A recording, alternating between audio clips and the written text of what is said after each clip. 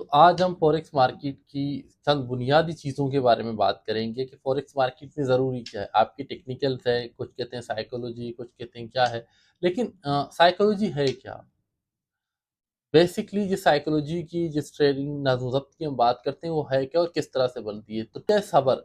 एक ट्रेडर के लिए सब्र सबसे ज़्यादा ज़रूरी है डिसिप्लिन के साथ। कैसे? देखिए, एज अ ट्रेडर आप 8-8 घंटे अपनी स्क्रीन पर बैठे हुए हैं। आपको आपका सेटअप जिस जो अच्छा है, आप जो भी सेटअप के साथ काम कर रहे हैं, फिबोनाची हो, व्हाटएवर हो, आपका फेयर वैल्यू गैप हो। मैं फेयर वैल्यू गैप और वॉल्यूम पे मोस्टली ट्रेड करता हूँ। तो अगर आपको आपका सेटअप नहीं मिल रहा है तो आप ट्रेड नहीं ले रहे हैं। आप 8 घंटे स्क्रीन पर बैठे हैं, आपका कोई ट्रेड नहीं है, तो आप ये सब्र है। ये वो सब्र है जो आपको चाहिए होगा। आपके सामने मार्केट ऊपर जा रहा है, नीचे जा रहा है, आपका दिल सेल करने को, बाय करने को कह रहा है, लेकिन आप नहीं कर रहे हैं। तो ये वो सब्र है जो एक ट्रेडर के लिए ज़रूरी है। आपने अपनी सही पोजीशन का इंतज़ार करना है। जहाँ पर आपका सेटअप बन रहा है, वहाँ से राइट पोजीशन पर एट द राइट टाइम आप एंट्री करें।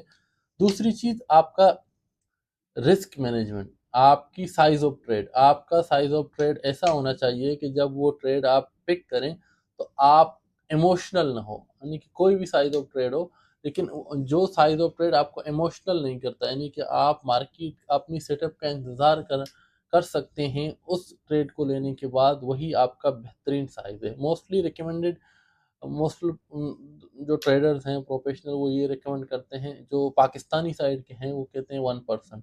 मैं जो रिकमेंड करता हूँ वो 0.5, यानी 1% से नीचे नहीं। आपका 200 ऐसा अकाउंट साइज उस तरह से लें कि आप 200 ट्रेड उस साइज के ले सकें। अगर आपके 200 एसएल हो जाएं तो इम्पॉसिबल है 200 एसएल होना।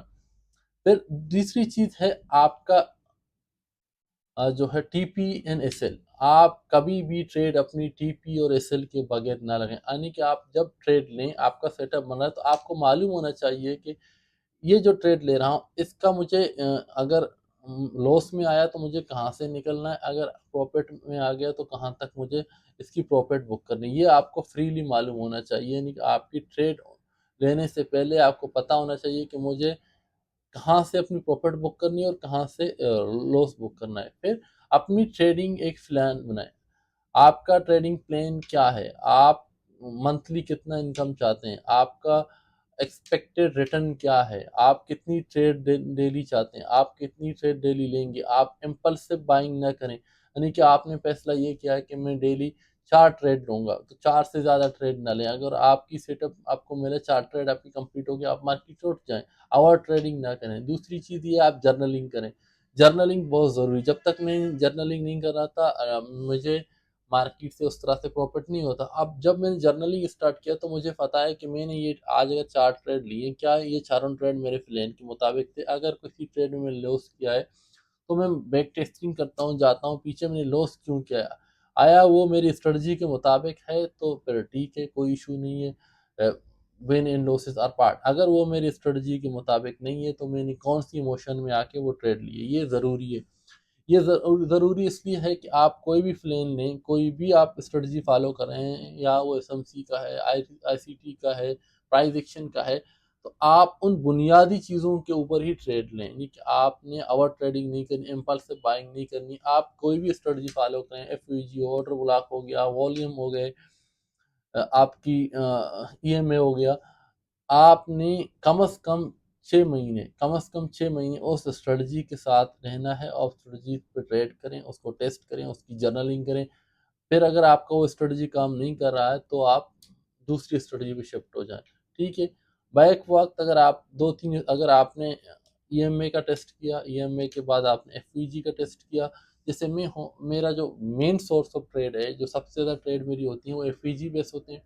उसके बाद दूसरा नंबर आता है मेरे पास वॉल्यूम्स का आता है। वॉल्यूम्स में क्लाइमेट कलेक्शन बार वगैरह ये हो गए, इनकी बेस पे मैं ट्रेड होता हूँ। तीसरा ट्रेड मेरा जो है सपोर्ट एंड रेजिस्टेंस का होता है, जहाँ पर मैं ब्रेकर ब्लॉक वगैरह पे ट्रेड करता हूँ और उसके साथ में फिबोनाची का कंफर्मेशन लेता हूँ। ये मेरी 3 स्ट्रेटजीज हैं। इनके अलावा मुझे किसी भी तरह का सेटअप मिले, जितना भी बड़ो में ट्रेड नहीं करता। तो आपने डिसिप्लिन रहना है। डिसिप्लिन, डिसिप्लिन एंड पेशेंस, इनके साथ आप काम करेंगे तो आपको ट्रेडिंग में कामयाबी मिलेगी। ट्रेडिंग की 4 जो टिप्स हैं, अब मैं आपको बताऊंगा, अगर आप कंसिस्टेंसी के साथ प्रॉफिट बनाना चाहते हैं, एक प्रॉफिटेबल ट्रेडर रहना चाहते हैं, तो ये 4 चीज़ों पे अमल करें। एक सेटअप लें, एक स्ट्रेटजी लें, चाहे वो फिबोनाची का स्ट्रेटजी हो, चाहे वो फेयर वैल्यू गैप का हो, ऑर्डर ब्लॉक हो, आईसीटी हो, एसएमसी हो, प्राइस एक्शन हो, कोई भी एक स्ट्रेटजी, या के मूविंग एवरेज का हो, आप कोई भी एक स्ट्रेटजी ले लें। ये 4 पॉइंटों पर अमल करें। अगर आप एक सक्सेसफुल ट्रेडर ना बने, तो आप आके मुझसे कहना कि आपने झूठ बोला है हमसे, ठीक है? सबसे पहला चीज़